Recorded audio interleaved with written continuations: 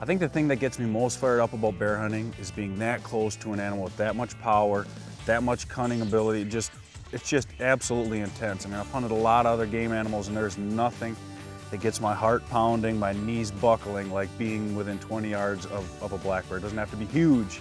It just that close is awesome. But when there's an animal out there that's big enough and mean enough and tough enough to kill you, that ups the odds and it really changes your mindset when you're up there in the stand.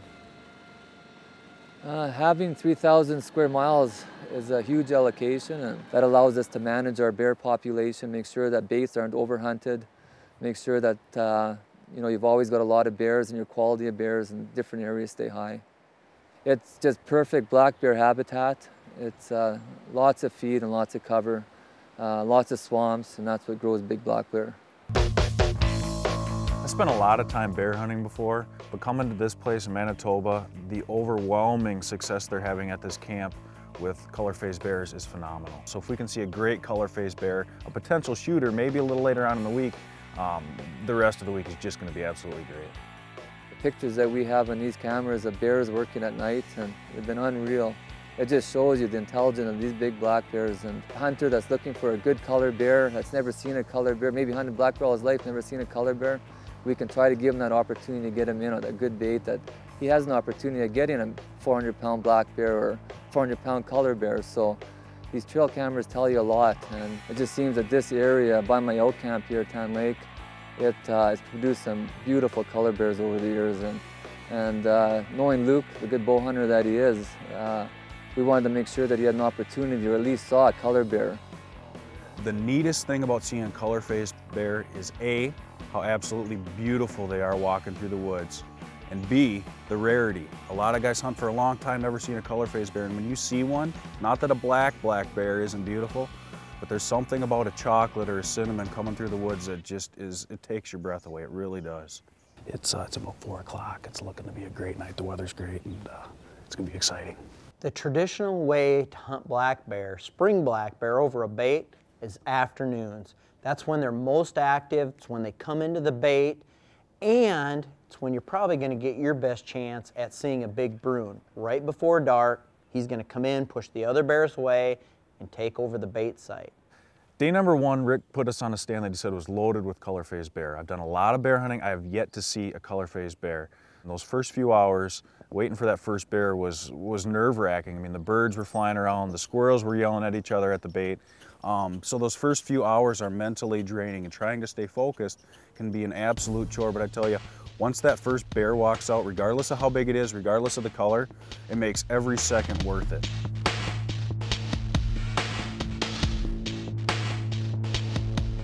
I knew right then and there that that was one of the cinnamons that Rick was talking about. Worked out of the timber very slowly and gave us an awesome look, and I cannot tell you how hard my heart was beating. I mean, black bears are awesome just because of the way they are, but seeing a color-phased black bear is something phenomenal. Look, if you're a first-time bear hunter, especially with a bow, shot placement is absolutely crucial. I would argue it's the #1 thing you need to prep for when you're getting ready for a bear hunt. Go as far as to purchase an archery target that resembles a bear. Go to the internet, print off some photos of bears, look at bears in books, figure out exactly where that arrow needs to go, and then practice, practice, practice. The good thing about hunting over a bait is determining the size and the sex of a bear. We like to see the sows go through a bait or attract the boars into the baits, but again, if a sow does not have cubs, she is legal, and if she is big, then we encourage the hunter. If he's happy with it, we're happy with it too. But that's one good way with the baits, is determining the boar and sow. And another good way is judging the size. And again, that's when the barrel's standing straight up or up and down. The back is parallel to the barrel, the height of the barrel, and that's a good average spring bear, around 2 1/4. And the barrel's laying down, that's 2 feet, of course, and a good foot over the barrel, that's a good average spring bear too. If that bear comes back and I can pull off this shot, I'm gonna do it. He is beautiful.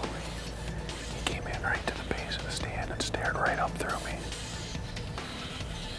That's why I love bear hunting. First night or not, I don't care. is.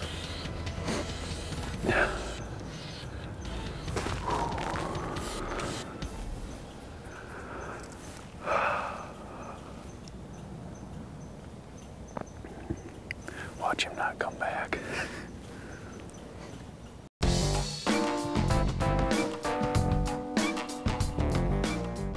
If anyone tells you that hunting bears over a bait is boring, they've never hunted bears over a bait.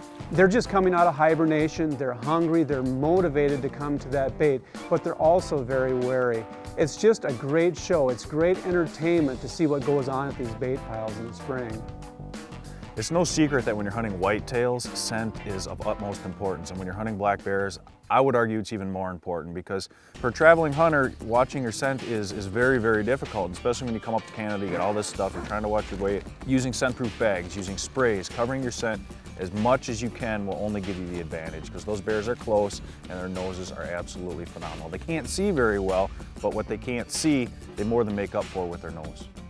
When you're setting up your equipment for a bear hunt, you can do the exact same thing as you would for a whitetail hunt. Your bows, your arrows, your broadheads, everything is absolutely the same.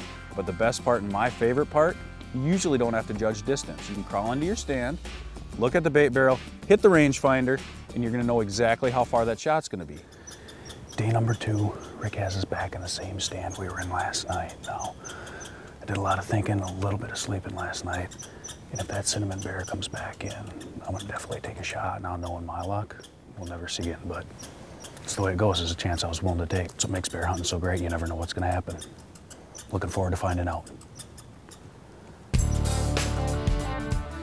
And at about 5:20, here comes a bear. I heard the cracking, I caught the movement coming off from my left, and my heart went into overdrive, absolutely like that.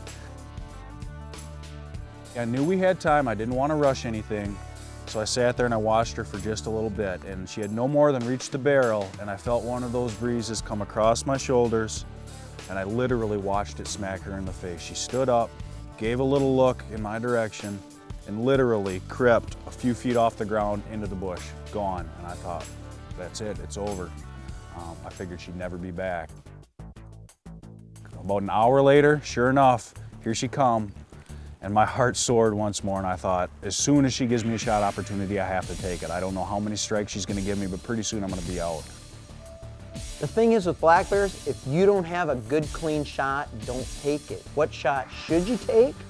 A slight quartering away shot with the front shoulder forward, or a straight broadside shot. That is the best shot to take. She fed for a while and fed and tried my patience absolutely to the end. I bet she fed for nearly 10 minutes. But finally, she came around the front of the barrel. I had time to get my nerves in check. I drew the bow.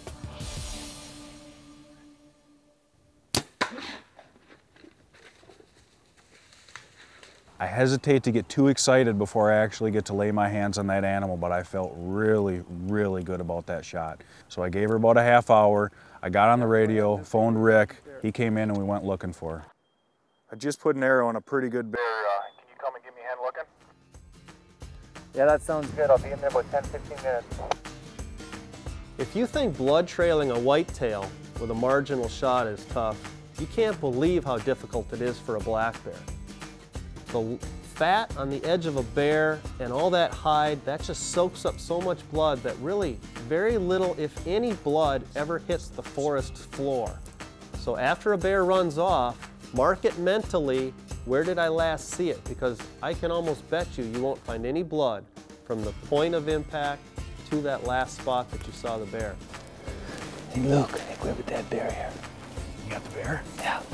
Hopefully, there'll be a little bit of blood at that last spot that you saw it, but really mark where the bear went.